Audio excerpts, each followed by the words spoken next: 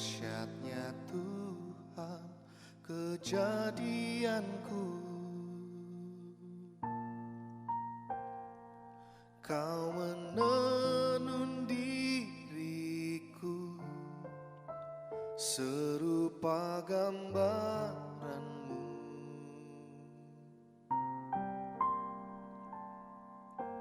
Sungguh berharga di matamu Tuhan kehidupanku.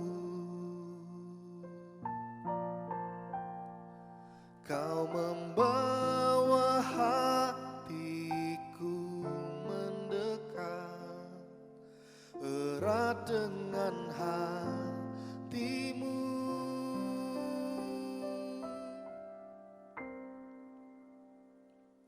Ku mengangkat wajahku memandang keindahanmu, Yesus. Syukur bagi kesetiaanmu di sepanjang hidupku. Dan ku angkat tanganku ke tahta kasih dan karuniamu. Tak sekalipun kau tinggalkanku, Yesus sahabatku.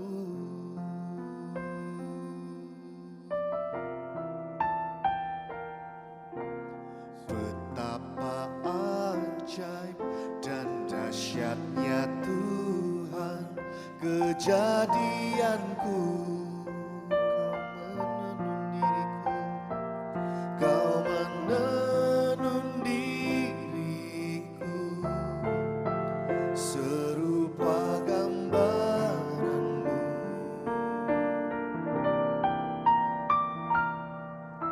Sungguh berharga di matamu Tuhan kehidupanku. Kau membawa hatiku, kau membawa hatiku mendekat erat dengan hatimu.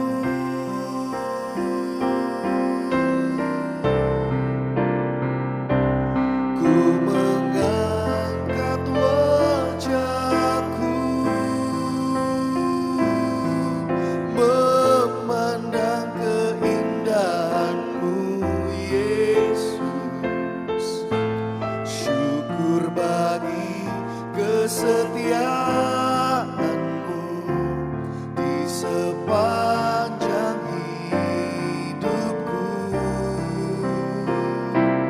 Dan ku angkat tanganku ke tahta kasih dan karuniamu. Tak sekalipun kau tinggalkanku, Yesus sahabatku. Ku mengangkat wajahku, ku mengangkat wajahku memandang keindahanmu, Yesus. Syukur bagi kesetiaanmu di sepanjang hidupku. Dan ku angkat tanganku ke tahta kasih dan karuniamu. Tak sekalipun kau tinggalkanku, Yesus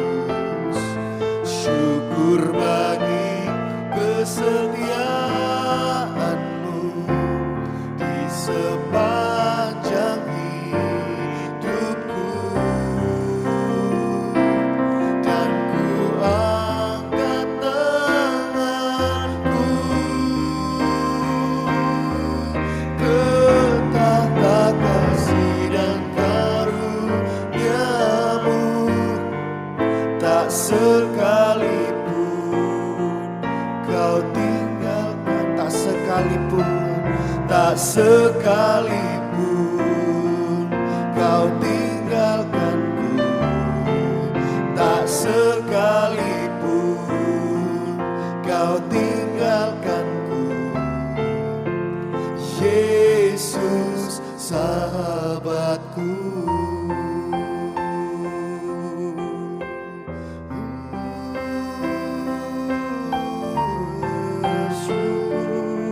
Kau sahabat yang tak pernah tinggalkan Tuhan. Kau tak pernah tinggalkan. Kau selalu setia Tuhan.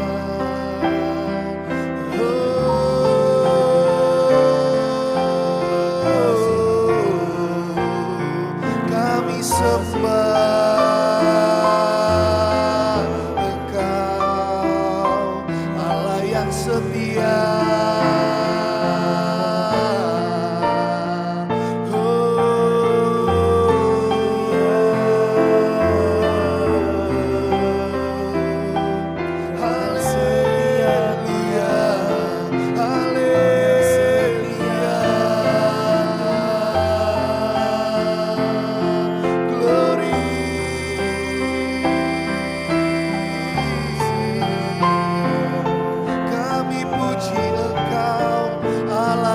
Tak pernah tinggalkan kami. Haleluya, haleluya, haleluya.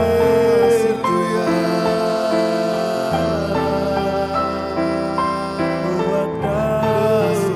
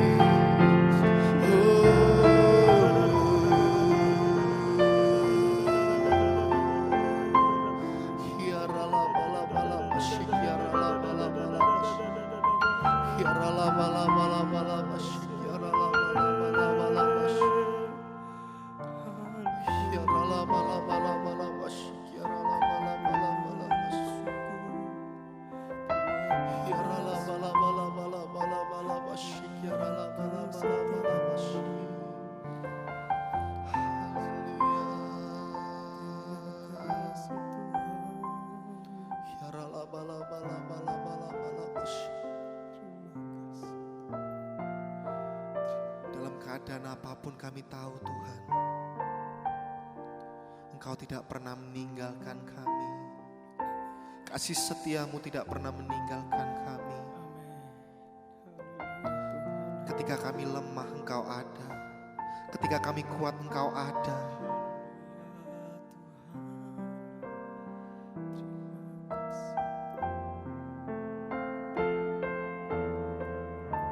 Sampai habis bumi berlalu, sampai siang malam menyatu,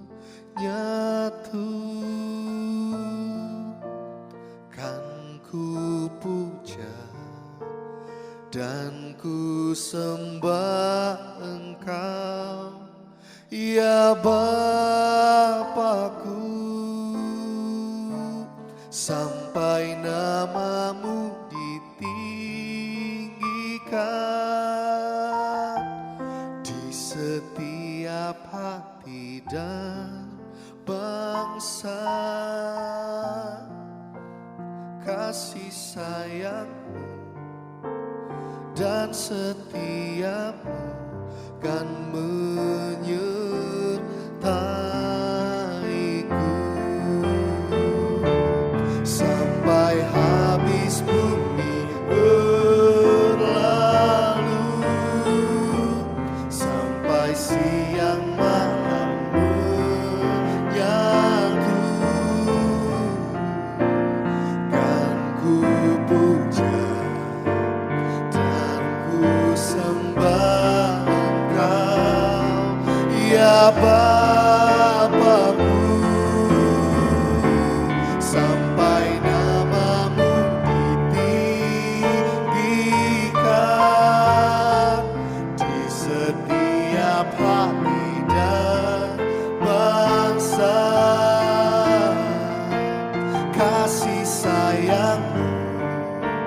dan setiamu kan menyertaiku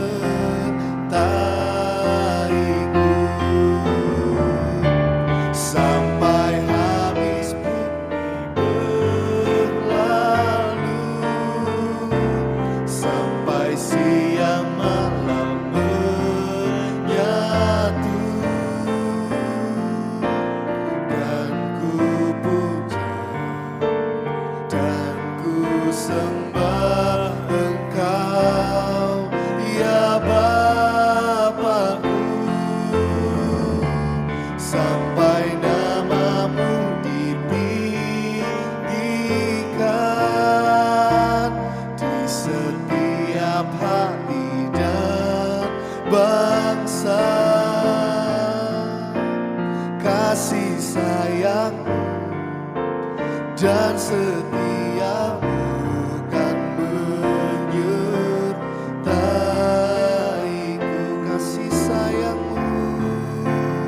Kasih sayangmu dan setiamu kan menyertaiku.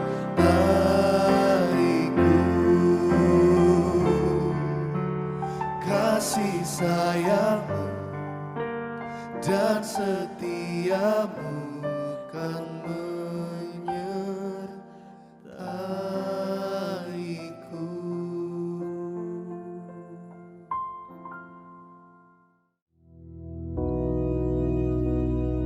Bapa kami yang di surga, dikuduskanlah namamu, datanglah kerajaanmu, jadilah kehendakmu di bumi seperti di surga. Berikanlah kami pada hari ini makanan kami yang secukupnya, dan ampunilah kami akan kesalahan kami, seperti kami juga mengampuni orang yang bersalah kepada kami. Dan janganlah membawa kami ke dalam pencobaan, tetapi lepaskanlah kami daripada yang jahat.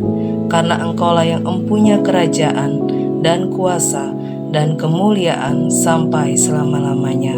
Amin.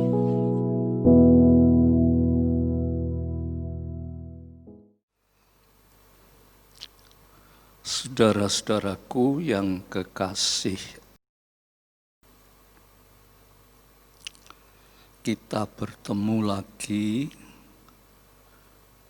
bukan bertemu muka dengan muka, tetapi bertemu di dalam kasih Kristus. Dengan kasih Kristus, kita bisa dipertemukan dalam iman, dan kita bisa sama-sama sharing tentang firman Tuhan. Mari sebelumnya kita mulai, saudara siapkan hati dengan baik, dan kita akan sama-sama berdoa.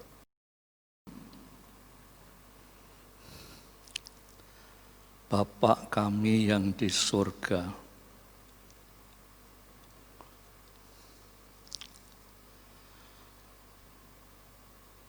di tengah-tengah kami yakin ada Roh Kudus yang sedang memimpin kami kepada pemikiran-pemikiran yang bersifat rohani, supaya rohani kami menjadi kuat menghadapi apapun juga. Tuhan, Roh Kudus, jamahlah kami sehingga semua menjadi berkat bagi kami. Dalam nama Yesus Kristus. Amin.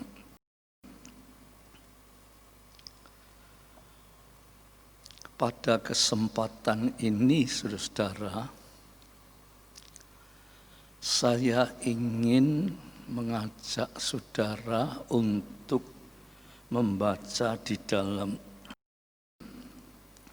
surat Efesus pasal 4 ayat 1 dan 2.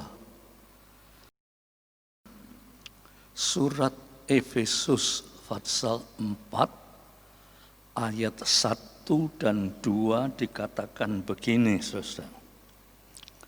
Sebab itu aku menasihatkan kamu. Aku orang yang dipenjara karena Tuhan, supaya hidupmu sebagai orang-orang yang telah dipanggil berpadanan dengan panggilan itu. Hendaklah kamu selalu rendah hati, lemah lembut, dan sabar. Tunjukkanlah kasihmu dalam hal saling membantu. Ayat 1 dikatakan begini, saudara.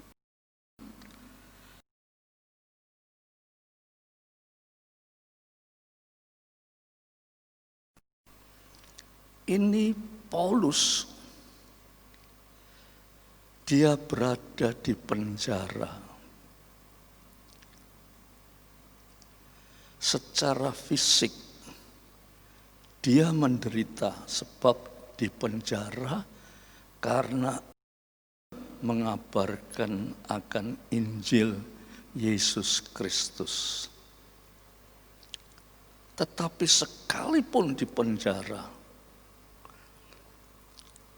orang boleh memenjarakan fisiknya, memenjarakan dirinya, tetapi orang tidak bisa memenjarakan iman kepada Yesus Kristus. Oleh sebab itu, sekalipun di penjara, Paulus tetap sukacita. Malahan, saudara-saudara, tatkala Paulus di penjara di Filipi, dia dipasung, tangannya diborgol. Setelah dia dipukuli, dia dimasukkan penjara yang amat dalam. Tetapi saudara-saudara, iman yang ada di dalam hati Paulus tidak bisa dipenjarakan. Dan penderitaan tidak bisa menyusahkan dia. Penderitaan tidak bisa membuat dia susah walaupun dia di penjara, dimasukkan penjara yang sangat dalam, artinya suatu karantina. Dia dipenjarakan dalam ruangan khusus untuk orang-orang yang berbahaya. Tetapi Paulus tidak bisa dipisahkan dengan Tuhan. Walaupun fisiknya di penjara, tetapi hatinya penuh dengan sukacita.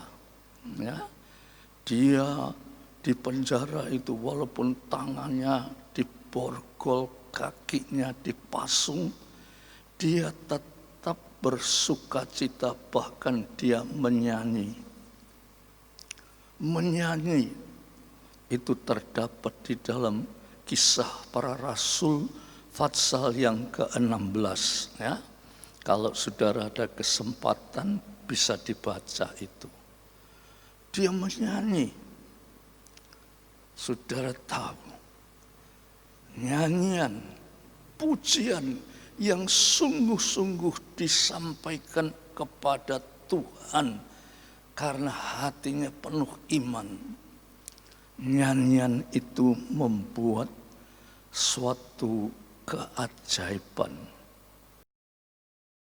Saudara ingat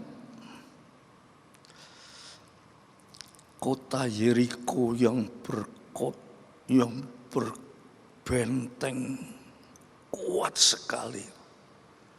Tidak ada musuh yang bisa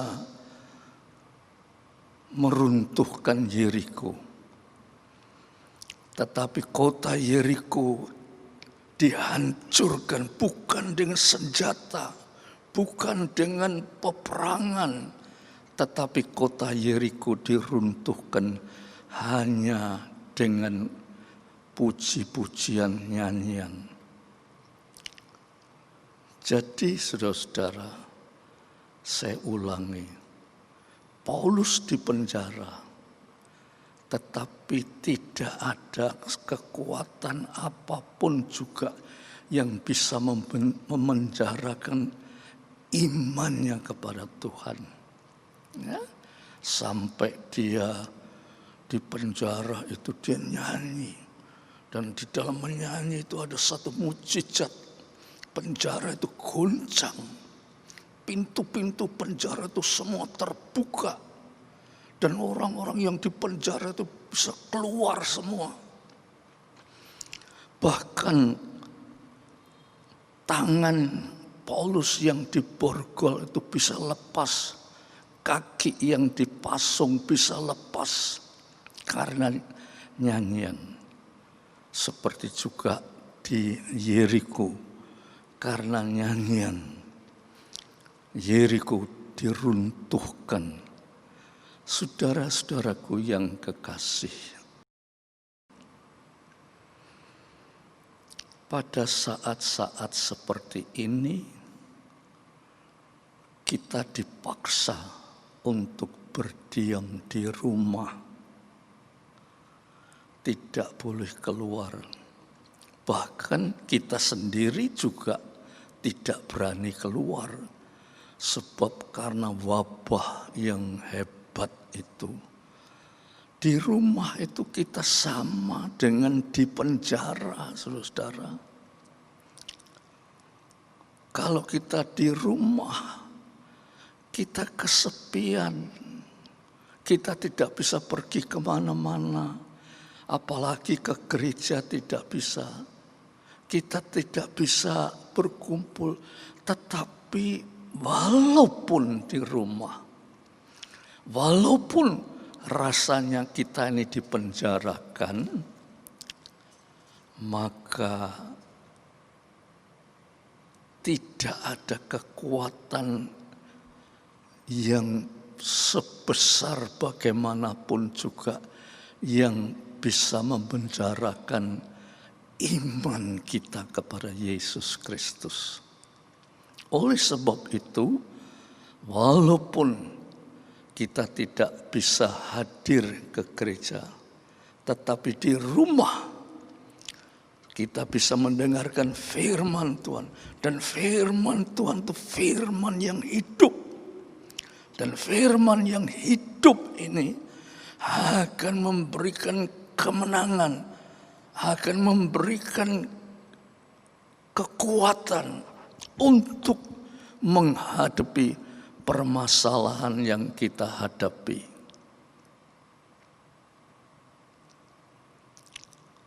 Demikian juga saat ini saudara sedang mendengarkan firman Tuhan.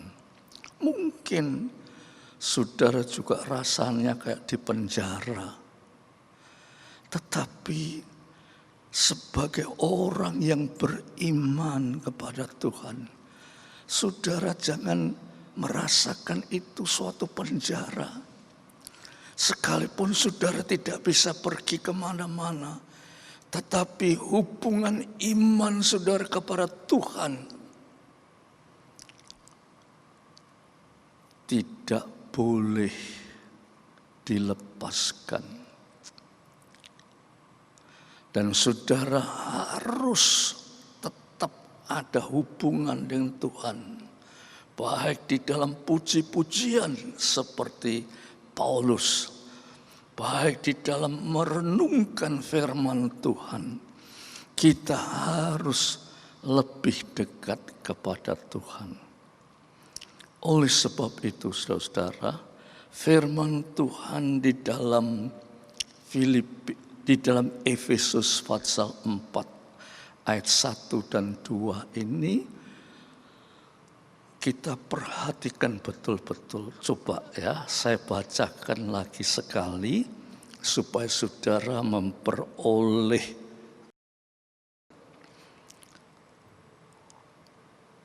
bimbingan oleh Roh Kudus dan saudara memperoleh ketenangan. Ya, dikatakan, sebab itu aku menasehatkan. Kata nasihat itu, saudara, di dalam bahasa aslinya itu disebut parakalain. Parakalain itu atau parakulain itu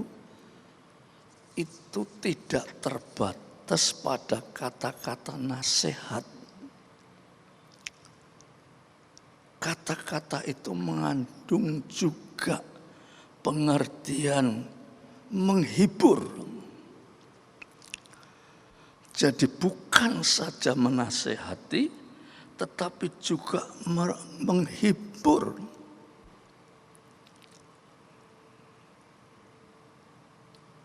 Saudara dihibur. Dan di dalam kata-kata nasihat itu ada juga suatu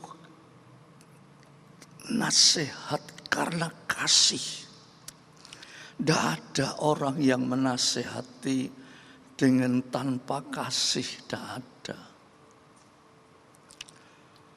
Tidak ada orang yang menasehati juga tidak menghibur.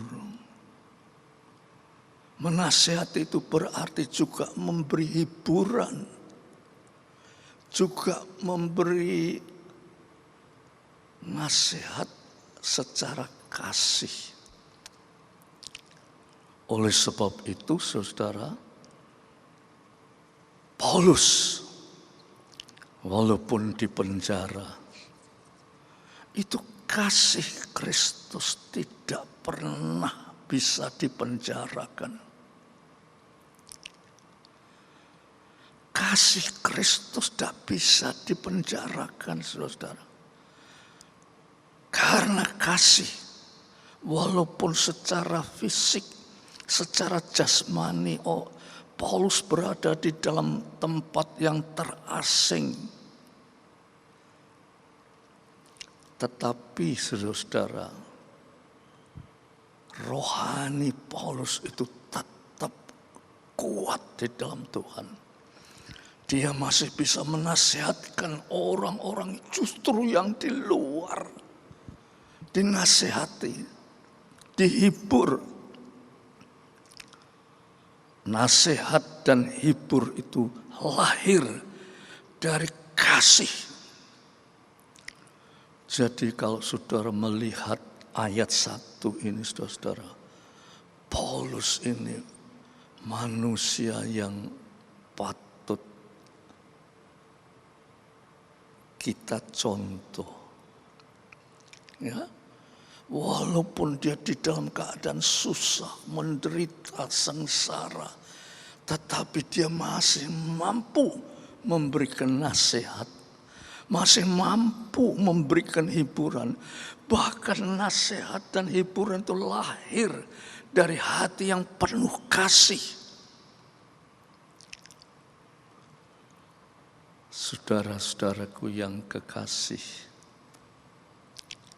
kalau saat ini saudara merasakan Roh Kudus hadir di tengah-tengah saudara, saudara merasa enggak?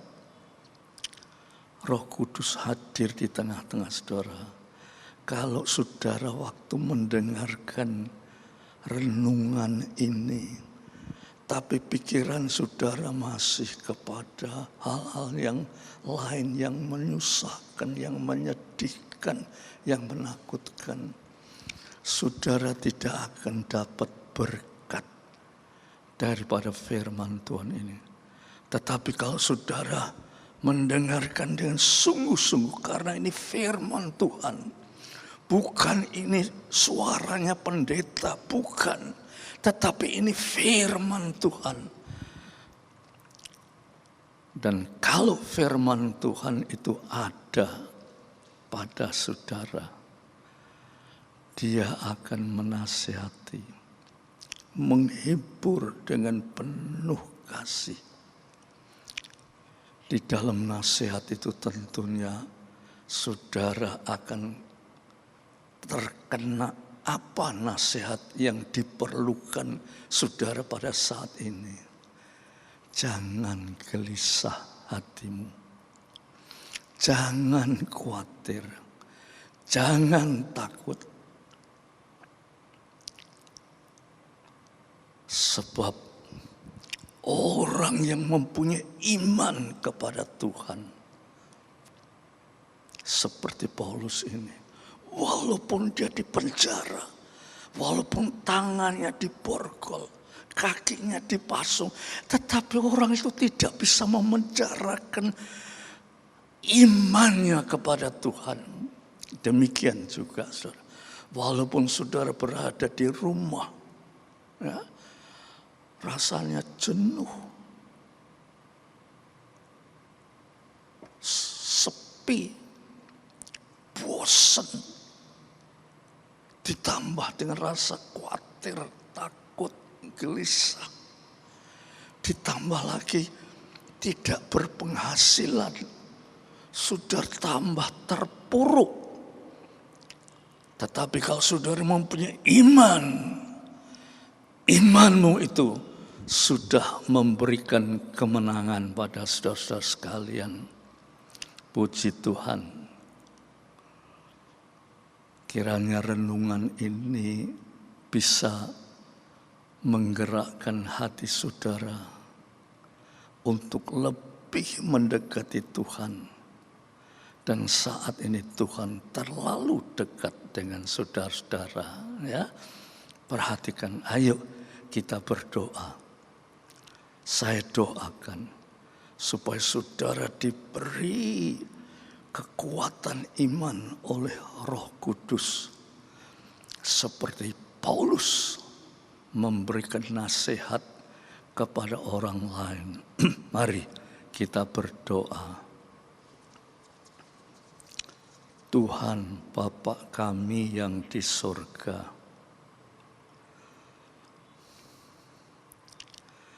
kami telah mendengar firman-Mu Tuhan. Betapa luar biasanya Paulus tatkala dia di penjara, dia tidak ada kebebasan sama sekali. Tetapi penjara itu tidak bisa memenjarakan imannya kepada Tuhan. Sehingga di dalam penjara itu dia bisa memberikan nasihat, memberi hiburan bahkan diberinya dengan penuh kasih. Dan karena imannya akan terjadi mujizat yang besar. Penjara itu terguncang.